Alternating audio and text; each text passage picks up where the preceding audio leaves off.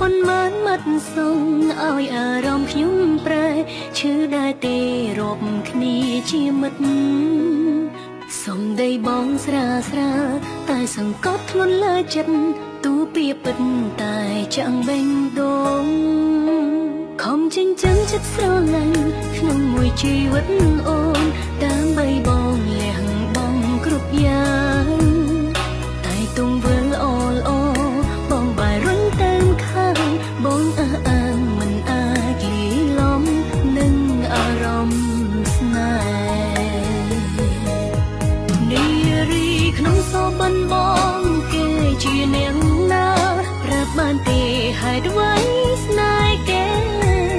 ខ្ញុំចង់រៀនតាមចង់ធ្វើជាគេជំនួសគេបានអត់ពេលខឹងក៏ដឹងខ្លួនថាមិនអាចទៅរួចតែមិនព្រមឈប់ប្រឹងតតែហត់ពេលនេះឈឺចាប់បានសម្រេចហើយសុំមកមនុស្ស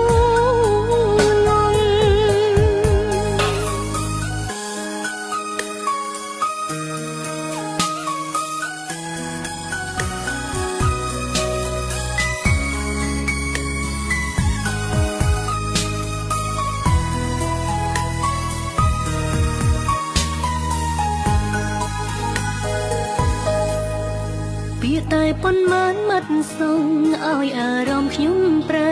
ឈឺដែរទេរាប់គ្នាជាមិត្តសំដីបងស្រាស្រាតែសង្កត់ធ្ងន់លើចិត្តទូពីពិតតែចាំងបេងដូងខំចិញ្ចឹមចិត្តស្រឡាញ់ក្នុងមួយជីវិតអូនដើម្បីបងលះបង់គ្រប់យ៉ាងតែទង្វើល្អល្អ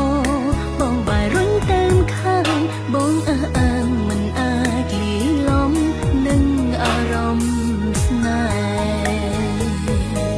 ហ៍នារីក្នុងសបិនបងគេជានាងណាប្រាប់បានទេហេតុអ្វីស្នេហ៍គេ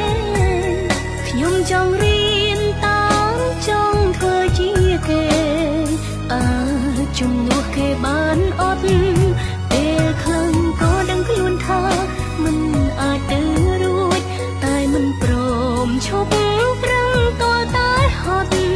ពេលនេះឈឺចាប់បានសម្រេចហើយសុំមក